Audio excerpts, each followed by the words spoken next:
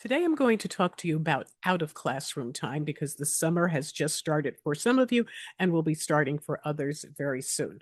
Now, most of you who take care of young people have given them cell phones and you've put in your telephone number, your spouse's telephone number, any emergency contact that can be reached out to if something goes wrong, and that's a good thing.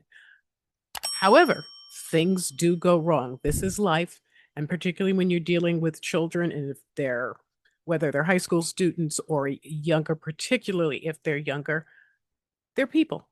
And all people make mistakes and all people have brain farts, particularly kids. And there's a very good possibility that they could lose their cell phone, leave it at school, camp, their friend's house, who knows where, or the battery could just die. And then what happens? Well, this happened to me a few months ago. A young man, I was walking, and a young man in the neighborhood who I have never seen this child before. But as he was walking towards me and I was walking toward him, I could see a little bit of stress on his face. And he actually stopped me and said, I need to call my mom. I was supposed to call her 20 minutes ago, but I don't have my cell phone. Do you have a cell phone that I can borrow? I said, yeah, sure.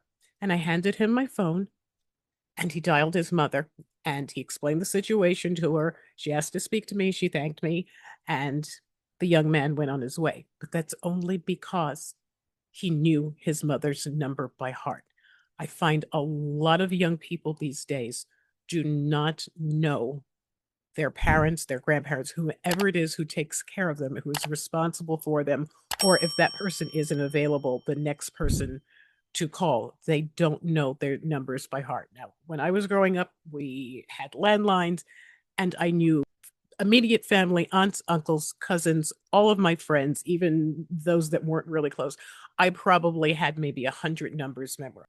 That's not necessary anymore, but it really is necessary for the important numbers, the people in the house, and then those that the people in the house rely on. Make sure that your kids have memorized at least 3 telephone numbers for an emergency situation when something goes wrong.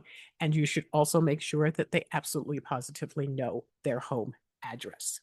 That is something else that I am finding that a lot of kids don't know. No one can plug in an address in a GPS if they're not told what that address is. So always make sure, that's the reason I said with the light bulb in the thumbnail, make sure that this is your child. Make sure that the lights are always on, that they're thinking. They do not have to memorize 50 phone numbers, but they should, I would say, at a minimum, memorize 3. The most important people that they can contact in an emergency if something goes wrong and they don't have their cell phone with them or it's not working for whatever reason. So that's the tip for today. I will see you next time. Take care. Bye bye.